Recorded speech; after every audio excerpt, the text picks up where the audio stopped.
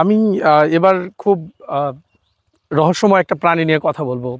প্রাণীটার ডাক নামই হচ্ছে আসলে চাইনিজ মিস্টেরিয়াস স্নেল বা ওকে এশিয়ান মিস্টেরিয়াস স্নেল বলা হয়। যার বৈজ্ঞানিক নাম হচ্ছে সিপাঙ্গো পালুরিনা চাইনেনসিস এবং এটা এখন বাণিজ্যিকভাবেও চাষ হয়। আমাদের দেশে অনেক পুকুরে বাণিজ্যিকভাবে চাষ হয়।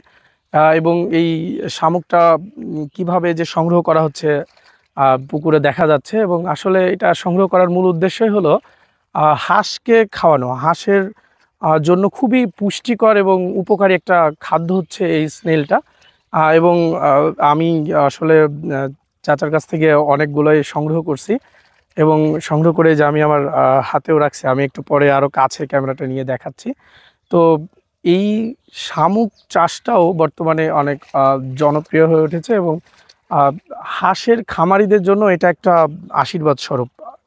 তো এই যে চাইনিজ মিস্টেরিয়াস স্নেল এটা আহ, এটা সাধারণত পানির নিচে মাটির উপর সারফেসে থাকে, বিশেষ করে পাতা কিংবা কোনো আবর্জনা এর গায়ে এটা খুব ভালো মতো লেগে থাকতে পারে এবং সেখান থেকেই মূলত এটা এই যে ফিশিং ট্র্যাপের মাধ্যমে এটা মূলত আসলে সংগ্রহ করা হচ্ছে এবং এটা কিছুক্ষণ পরেই হয়তোবা এখান থেকে হাঁসের খামারে যাবে এবং হাঁসকে এটা ভেঙে ভেঙে এটা খেতে দেওয়া হবে এবং হাঁস এটা আসলেই প্রচুর পরিমাণে খেয়ে থাকে।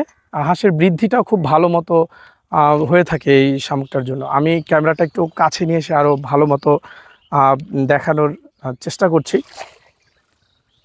এই যে কি পরিমাণ শামুক একবারের ফিশিং ট্র্যাপিংয়ের মাধ্যমে জালের মধ্যে আটকা পড়েছে এবং এরকম অসংখ্য এবং অনেক যেই শামুক আছে যেগুলো পানির মাটির উপর সারফেসে আছে এবং এই জিনিসগুলো আসলে মূলত সংগ্রহ করছেন চাচা দেখছি অনেকক্ষণ থেকে।